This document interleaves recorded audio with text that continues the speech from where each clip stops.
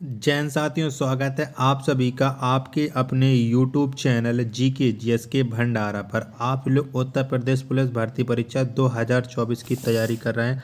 आप सभी लोगों के लिए मैं जीके जीएस के बहुत ज़्यादा महत्वपूर्ण ये 38 प्रश्नों का प्रैक्टिस सेट लेकर के आया हूँ, जो यूपी पुलिस भर्ती परीक्षा की तैयारी करने वाले सभी विद्यार्थियों के लिए बहुत ज़्यादा महत्वपूर्ण प्रैक्टिस सेट है। तो आप लोग इन 38 प्रश्नों को शुरू से लेकर के एंड तक देखिएगा और कमेंट बॉक्स में बताना कि ये 38 प्रश्न आपको कैसे लगे। अगर आपको ये वीडियो पसंद आए तो आप वीडियो को लाइक कर देना। चैनल को आप लोगों ने अभी तक सब्सक्राइब नहीं किया होगा तो चैनल को आप लोग जरूर सब्सक्राइब कर लेना और इस प्रैक्टिस सेट को आप लोग अपने सभी दोस्तों के पास जरूर शेयर करना जो आपके साथ यूपी पुलिस भर्ती परीक्षा 2024 की तैयारी कर रहे हैं, क्योंकि इतनी बड़ी भर्ती प्रक्रिया आने वाले समय में मुश्किल है कि आपको देखने को मिले। तो इस प्रैक्टिस सेट को शुरू से लेकर के एंड तक एंजॉय कीजिएगा और कमेंट बॉक्स में ईमानदारी के साथ आपको अपना स्कोर जरूर शेयर करना है। तो फिर चलिए शुरू करते हैं आज का अपना ये जीके जीएस के 38 अति महत्वपूर्ण प्रश्नों का ये प्रैक्टिस सेट। चलेगा। पहला प्रश्न है आप लोगों के सामने कि मुगल चित्रकारी किसके शासनकाल में पराकाष्ठा पर थी। तो बताओ किसके शासनकाल में ये पराकाष्ठा पर थी। प्रश्न संख्या 1 का राइट आंसर क्या हो जाएगा। तो जो मुगल चित्रकारी थी जहांगीर के समय शासनकाल में पराकाष्ठा पर थी, यानी 1 का जो आंसर होगा वो ऑप्शन संख्या बी इस प्रश्न का राइट आंसर हो जाएगा। चलेगा। प्रश्न संख्या 2 है आपके सामने कि अंग्रेजों ने अपनी पहली फैक्ट्री कहाँ स्थापित की थी। तो कहाँ पर की थी अंग्रेजों ने अपनी पहली फैक्ट्री, ये आपको बताना, सॉरी कब स्थापित की थी। तो सन बताना। आपको पता है कि जो पहली फैक्ट्री सूरत में स्थापित की थी, लेकिन कब की थी। तो 1608 में की थी। तो प्रश्न संख्या 2 का राइट आंसर हो जाएगा ऑप्शन संख्या सी इस प्रश्न का राइट आंसर हो जाएगा। चलिएगा। अगला प्रश्न है प्रश्न संख्या 3 है आपके सामने कि मराठा राज्य का दूसरा संस्थापक कौन था। तो किसे माना जाता है मराठा राज्य का दूसरा संस्थापक, ये आप लोगों को बताना है। तो बालाजी विश्वनाथ। कौन? बालाजी विश्वनाथ को मराठा राज्य का दूसरा संस्थापक माना जाता है। तो 3 का जो आंसर होगा वो ऑप्शन संख्या ए इस प्रश्न का राइट आंसर हो जाएगा। चलिएगा। प्रश्न संख्या 4 है आप लोगों के सामने कि नादिर शाह किसके शासनकाल में भारत पर आक्रमण किया था। तो बताओ उस समय किसका शासनकाल था भारत में जब नादिर शाह ने आक्रमण किया था। तो मुझे उम्मीद है कि आप लोग इस प्रश्न का आंसर जरूर बताओगे। तो नादिर शाह ने मोहम्मद शाह के शासनकाल में आक्रमण किया था। तो 1 का जो आंसर होगा वो, सॉरी 4 का जो आंसर होगा वो ऑप्शन संख्या डी इस प्रश्न का राइट आंसर हो जाएगा। चलिएगा। प्रश्न संख्या 5 है अब आप लोगों के सामने है कि मुगल सम्राटों में सबसे लंबा शासन किनका था। तो किसका सबसे लंबा शासनकाल था ये आपको बताना है। प्रश्न संख्या 5 का राइट आंसर क्या हो जाएगा। तो मुगल काल में जो सबसे लंबा शासन था आपको पता है कि वो था अकबर का। किसका? अकबर का। तो 5 का आंसर ऑप्शन संख्या सी इस प्रश्न का राइट आंसर हो जाएगा। चलिएगा। प्रश्न संख्या अब आपके सामने 6वां है कि भारत में आधुनिक शिक्षा प्रणाली की नींव किनकी अनुशंसा पर पड़ी। तो बताओ किसकी अनुशंसा पर पड़ी है भारत में आधुनिक शिक्षा की प्रणाली की नींव। तो ये लॉर्ड मैकाले। किसके? लॉर्ड मैकाले के अनुशंसा पर पड़ी, यानी 6 का जो आंसर होगा वो ऑप्शन संख्या ए इस प्रश्न का राइट आंसर हो जाएगा। चलिएगा। प्रश्न संख्या अब आपके सामने 7 है कि ऑपरेशन फ्लड के सूत्रधार कौन थे। तो कौन थे? तो ऑपरेशन फ्लड के जो सूत्रधार थे आपको पता है कि वो थे डॉक्टर वर्गीज कुरियन। कौन? डॉक्टर वर्गीज कुरियन। तो यानी जो 7 का आंसर होगा वो ऑप्शन संख्या डी इस प्रश्न का राइट आंसर हो जाएगा। चलिएगा। प्रश्न संख्या अब आपके सामने 8वां है कि भारतीय मानक ब्यूरो का मुख्यालय कहाँ है। तो कहाँ पर है भारतीय मानक ब्यूरो का मुख्यालय। प्रश्न संख्या 8 का आंसर आपको बताना है। तो ये जो मुख्यालय है वो नई दिल्ली में है। कहाँ पर है? नई दिल्ली में। तो 8 का जो आंसर हो जाएगा वो ऑप्शन संख्या ए इस प्रश्न का राइट आंसर हो जाएगा। चलिएगा प्रश्न संख्या अब आपके सामने 9वां है कि तीसरी तथा चौथी योजना के मध्य कितने वर्ष का योजना अवकाश रहा। बताओ प्रश्न संख्या 9 का राइट आंसर क्या हो जाएगा। तो कितना रहा, तो ये रहा था 3 वर्ष। कितना, 3 वर्ष का। तो प्रश्न संख्या 9 का आंसर हो जाएगा ऑप्शन संख्या सी इस प्रश्न का राइट आंसर हो जाएगा। चलिएगा प्रश्न संख्या अब आपके सामने 10वां है कि कर्क रेखा किस राज्य से होकर नहीं गुजरती है। तो इनमें से कौन से राज्य से होकर कर्क रेखा नहीं गुजरती है, ये आपको बताना है। प्रश्न संख्या 10 का आंसर क्या हो जाएगा। तो कर्क रेखा है ये आंध्र प्रदेश से नहीं गुजरती है। तो 10 का जो आंसर होगा वो ऑप्शन संख्या डी इस प्रश्न का राइट आंसर हो जाएगा। चलिएगा प्रश्न संख्या अब आपके सामने 11वां है कि भारत की सबसे लंबी स्थलीय सीमा किसके साथ है। तो कौन से देश के साथ भारत की सबसे लंबी स्थलीय सीमा है, ये आपको बताना है। बताओ प्रश्न संख्या 11 का राइट आंसर क्या हो जाएगा। तो बांग्लादेश के साथ भारत की सबसे लंबी स्थलीय सीमा है। 11 का आंसर हो जाएगा ऑप्शन संख्या डी इस प्रश्न का राइट आंसर हो जाएगा। चलिएगा प्रश्न संख्या 12 है आपके सामने कि समुद्र पर भारत का सबसे निकटतम पड़ोसी देश कौन है। तो कौन सा है बताओ। ऑप्शन आपकी स्क्रीन पर शो हो रहे हैं। तो कौन सा है, तो श्रीलंका है। कौन है, श्रीलंका है। प्रश्न संख्या 12 का जो आंसर होगा वो ऑप्शन संख्या ए इस प्रश्न का राइट आंसर हो जाएगा। चलिएगा प्रश्न संख्या 13 है आपके सामने कि हिमालय की औसत ऊंचाई लगभग कितनी है।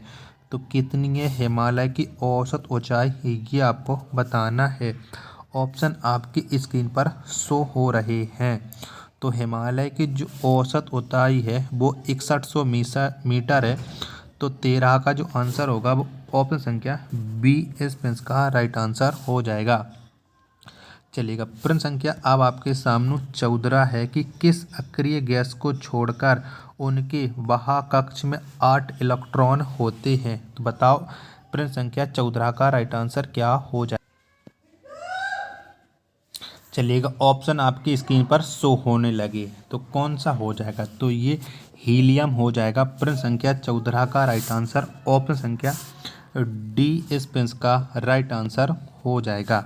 चलिएगा अगला प्रश्न है प्रश्न संख्या 15 है आपके सामने कि हड्डियों में कितना प्रतिशत फास्फोरस होता है। तो बताओ कितना प्रतिशत है जो हड्डियों में फास्फोरस होता है। प्रश्न संख्या 15 का आंसर क्या हो जाएगा। तो हड्डियों में 8% फास्फोरस होता है। कितना, 8। तो 15 का आंसर ऑप्शन संख्या डी इस प्रश्न का राइट आंसर हो जाएगा। चलिएगा प्रश्न संख्या 16 है आपके सामने कि किस गैस से सड़ी मछली की तरह गंध आती है। तो कौन सी गैस से आती है सड़ी मछली की तरह गंध। प्रश्न संख्या 16 का आंसर क्या हो जाएगा। चारों ऑप्शन आपकी स्क्रीन पर शो हो रहे हैं। तो ओजोन से, किससे, ओजोन से आती है। तो प्रश्न संख्या जो 16 का आंसर होगा वो ऑप्शन संख्या बी इस प्रश्न का राइट आंसर हो जाएगा। चलिएगा प्रश्न संख्या अब आपके सामने 17 है कि अर्धसूत्री विभाजन में गुणसूत्रों की संख्या कितनी होती है। तो बताओ कितनी होती है अर्धसूत्री में गुणसूत्रों की संख्या। प्रश्न संख्या 18 का आंसर क्या हो जाएगा। तो आधी होती है। कितनी, आधी होती है। यानी 17 का जो आंसर हो जाएगा ऑप्शन संख्या ई इस प्रश्न का राइट आंसर हो जाएगा। चलिएगा प्रश्न संख्या अब आपके सामने 18 है कि किस बल के कारण ब्लैक बोर्ड पर लिखने से अक्षर उभार आते हैं। तो कौन से बल के कारण उभार आती हैं, ये आपको बताना है। बताओ प्रश्न संख्या 18 का आंसर क्या हो जाएगा। तो असंजक बल के कारण आ जाते हैं। प्रश्न संख्या 18 का आंसर ऑप्शन संख्या बी इस प्रश्न का राइट आंसर हो जाएगा। चलिएगा प्रश्न संख्या 19 है आपके सामने कि पीतल के बर्तनों पर किसकी पॉलिश की जाती है। तो किसकी पॉलिश की जाती, ये आपको बताना है। तो जो पीतल के बर्तन होते इन पर निकिल की पॉलिश की जाती है। तो प्रश्न संख्या 19 का जो आंसर होगा वो ऑप्शन संख्या डी इसका राइट आंसर हो जाएगा। क्या हो जाएगा? डी इसका राइट आंसर हो जाएगा। प्रश्न संख्या 20 है आपके सामने कि स्वप्नों की अध्ययन को क्या कहा जाता है। तो क्या कहते हैं हम स्वप्नों के अध्ययन को, ये आपको बताना है। तो जो स्वप्नों का अध्ययन होता है उसे हम ओनोरोलॉजी कहते हैं। क्या? ओनोरोलॉजी। यानी 20 का जो आंसर होगा वो ऑप्शन संख्या बी इसका राइट आंसर हो जाएगा। चलिएगा, प्रश्न संख्या अब आपके सामने 21 है कि समानता का अधिकार का संबंध किस अनुच्छेद से है। तो कौन से अनुच्छेद से है समानता का अधिकार, ये आपको बताना है। तो जो समानता का अधिकार है ये अनुच्छेद 14 से है। किससे है? अनुच्छेद 14 से। तो 21 का जो आंसर होगा वो ऑप्शन संख्या सी इसका राइट आंसर हो जाएगा। चलिएगा, प्रश्न संख्या 22 है आपके सामने कि राज्यपाल को किस अनुच्छेद के तहत क्षमादान देने का अधिकार है। तो बताओ कौन से अनुच्छेद के तहत राज्यपाल क्षमादान दे सकता है। प्रश्न संख्या 22 का राइट आंसर क्या हो जाएगा? तो अनुच्छेद 161। क्या? अनुच्छेद 161 के तहत राज्यपाल क्षमादान दे सकता है मृत्युदंड को छोड़कर, क्योंकि मृत्युदंड को जो माप सिर्फ और सिर्फ राष्ट्रपति कर सकते हैं। तो 22 का जो आंसर होगा वो ऑप्शन संख्या डी इसका राइट आंसर हो जाएगा। चलिएगा, प्रश्न संख्या अब आपके सामने 23 है कि राष्ट्रपति को किस अनुच्छेद के तहत क्षमादान देने का अधिकार है। तो कौन से अनुच्छेद में राष्ट्रपति क्षमादान दे सकता है। प्रश्न संख्या 23 का राइट आंसर क्या हो जाएगा? तो अनुच्छेद 72 में। क्या? अनुच्छेद 72 में है। तो 23 का जो आंसर होगा वो ऑप्शन संख्या ए इसका राइट आंसर हो जाएगा। चलिएगा, प्रश्न संख्या अब आपके सामने 24 है कि संविधान के किस भाग में संविधान संशोधन प्रक्रिया का वर्णन है। तो ये कौन से भाग में है ये आपको बताना है। प्रश्न संख्या 24 का आंसर क्या हो जाएगा? तो भाग 20। क्या? भाग 20 में है संविधान संशोधन प्रक्रिया का वर्णन। 24 का जो आंसर होगा वो ऑप्शन संख्या सी इसका राइट आंसर हो जाएगा। चलिएगा, प्रश्न संख्या 25 है अब आपके सामने कि संचित निधि का संबंध किस अनुच्छेद से है। तो कौन से अनुच्छेद से है संचित निधि का संबंध है, ये आपको बताना है। प्रश्न संख्या 25 का आंसर क्या हो जाएगा? तो अनुच्छेद 266 के पहले में है संचित निधि। तो 25 का जो आंसर है वो ऑप्शन संख्या ए इसका राइट आंसर हो जाएगा। चलिएगा, प्रश्न संख्या अब आपके सामने 26 है कि लोक लेखा निधि का संबंध किस अनुच्छेद से है। तो कौन से अनुच्छेद से लोक लेखा निधि का संबंध, ये आपको बताना है। प्रश्न संख्या 26 का आंसर क्या हो जाएगा? तो अनुच्छेद 266 के 2 में है लोक लेखा निधि। तो 26 का जो आंसर है वो ऑप्शन संख्या बी इसका जो क्या है वो राइट आंसर हो जाएगा। चलिएगा, प्रश्न संख्या अब आपके सामने 27 है कि आकस्मिक निधि का संबंध किस अनुच्छेद से है। ये आप लोगों को इस प्रश्न का राइट आंसर बताना है। चलिएगा, ऑप्शन आपकी स्क्रीन पर आ गए हैं। तो बताओ प्रश्न संख्या 27 का आंसर क्या हो जाएगा? तो ये हो जाएगा अनुच्छेद 267। 27 का आंसर ऑप्शन संख्या सी इस प्रश्न का राइट आंसर हो जाएगा। चलिएगा, प्रश्न संख्या 28 है आपके सामने कि इंटरपोल का मुख्यालय कहाँ है। तो कहाँ पर इंटरपोल का मुख्यालय है ये आपको बताना है। तो इंटरपोल का जो मुख्यालय है वो है लियोन्स। कहाँ पर है? लियोन्स में। तो 28 का आंसर ऑप्शन संख्या ए इस का राइट आंसर हो जाएगा। चलिएगा, प्रश्न संख्या अब आपके सामने 29 की विश्व स्वास्थ्य संगठन की एकमात्र महिला अध्यक्ष कौन है। तो कौन है विश्व स्वास्थ्य संगठन की एकमात्र महिला अध्यक्ष? ऑप्शन आपके स्क्रीन पर चारों शो हो रही हैं। बताओ कौन हो जाएगा? तो डॉक्टर सुशीला नायर हैं। ये 29 का जो आंसर होगा वो ऑप्शन संख्या बी इस का राइट आंसर हो जाएगा। चलिएगा, प्रश्न संख्या अब आपके सामने 30 है कि भारत भारती के लेखक कौन है। बताओ कौन हो जाएंगे भारत भारती के लेखक? चारों ऑप्शन है जो आपकी स्क्रीन पर शो हो रहे हैं। तो भारत भारती के जो लेखक हैं वो मैथिली शरण गुप्त हैं। तो प्रश्न संख्या 23 का जो आंसर होगा वो ऑप्शन संख्या डी इस प्रश्न का राइट आंसर हो जाएगा। चलिएगा, प्रश्न संख्या अब आपके सामने 31 की बुडापेस्ट किस नदी के तट पर बसा है।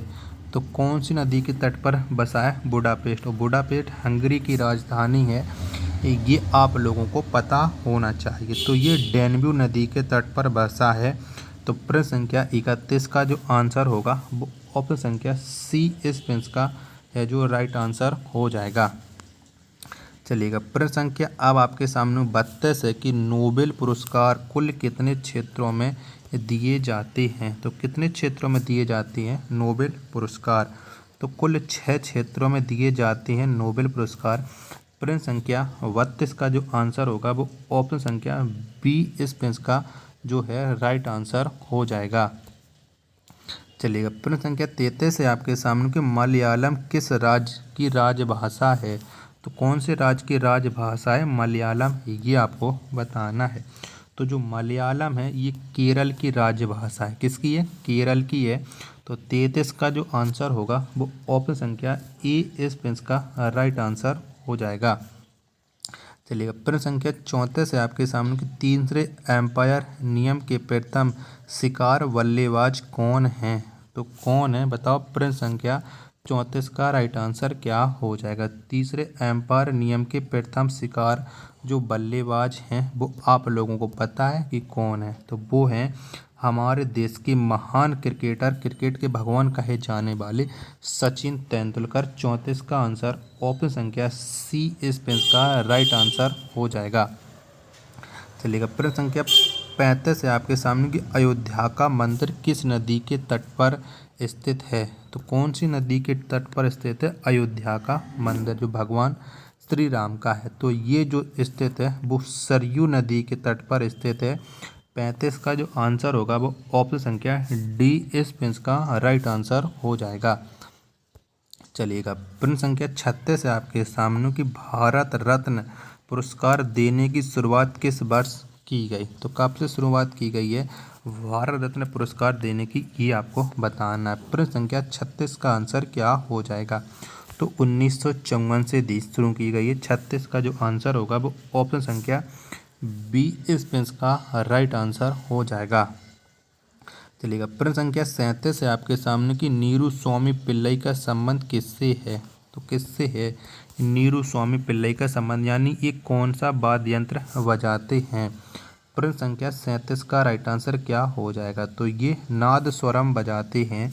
तो 37 का आंसर ऑप्शन संख्या सी इस प्रश्न का राइट आंसर हो जाएगा। प्रश्न संख्या 38 और लास्ट प्रश्न है आज के इस सेट का कि नंदा देवी पर्वत किस राज्य में स्थित है। तो कौन से राज्य में है ये नंदा देवी पर्वत, ये आपको बताना है। तो ये है उत्तराखंड राज्य में। 38 का जो आंसर होगा वो ऑप्शन संख्या बी इस प्रश्न का राइट आंसर हो जाएगा। तो साथियों, अगर आपको ये प्रैक्टिस सेट पसंद आया तो वीडियो को आप लोग लाइक कर देना। चैनल को आप लोगों ने अभी तक सब्सक्राइब नहीं किया होगा तो चैनल को आप लोग जरूर सब्सक्राइब कर लेना। मिलते हैं अपन नेक्स्ट वीडियो में, तब तक के लिए धन्यवाद। जय हिंद मेरे प्यारे साथियों।